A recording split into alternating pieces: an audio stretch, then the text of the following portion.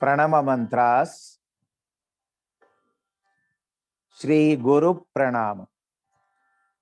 ओम अज्ञानतिमिरान्धस्य ज्ञानाञ्जनशलाकया चक्षुरुन्मीलितं येन तस्मै श्री गुरवे नमः। श्री रूप प्रणाम।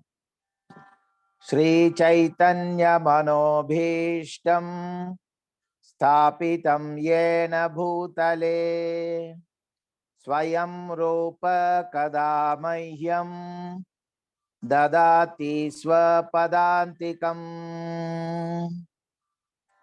मंगलाचरण। वंदेहं श्रीगुरो श्रीयुतपादकमलं श्रीगुरून् वैष्णवांश्च श्रीरूपं साग्रजातं सहगण रघुनाथान्वितं तं सजीवं साद्वैतं सावधूतं परिजनसहितं कृष्णचैतन्यदेवं श्रीराधा कृष्णपादान् सहगण ललिता श्रीविशाखान्वितांश्च। श्रील प्रभुपाद प्रणति। नमो ओं विष्णुपादाय कृष्णप्रेष्ठाय भूतले श्रीमते भक्तिवेदान्त स्वामिन् इति नामिने। नमस्ते सारस्वते देवे गौरवाणी प्रचारिणे निर्विशेष शून्यवादी पाश्चात्य देशतारिणे। श्रील भक्ति सिद्धांत सरस्वती प्रणति। नमो ओं विष्णुपादाय कृष्ण प्रेष्ठाय भूतले श्रीमते भक्ति सिद्धांत सरस्वती इति नामिने।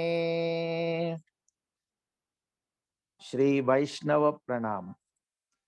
वाञ्छा कल्पतरुभ्यश्च कृपा सिन्धुभ्य एव च पतितानां पावनेभ्यः वैष्णवेभ्यो नमो नमः। श्री गौरांग प्रणाम। नमो महावदान्याय कृष्ण प्रेम प्रदायते कृष्णाय कृष्ण चैतन्य नाम्ने गौरत्विषे नमः। श्री कृष्ण प्रणाम। हे कृष्णा करुणा सिंधो दीनबंधो जगत्पते गोपेश गोपिका कांत राधा कांत नमोस्तुते। श्री राधा प्रणाम।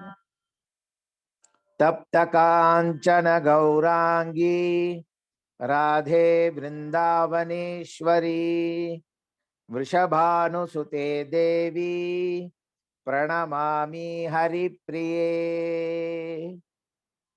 पंचतत्व महामंत्र। जय श्री कृष्ण चैतन्य प्रभो नित्यानंद श्री अद्वैत गदाधर श्रीवास आदि गौर भक्त वृंद। हरे कृष्ण महामंत्र। हरे कृष्णा कृष्ण कृष्णा हरे हरे हरे रामा राम राम हरे हरे।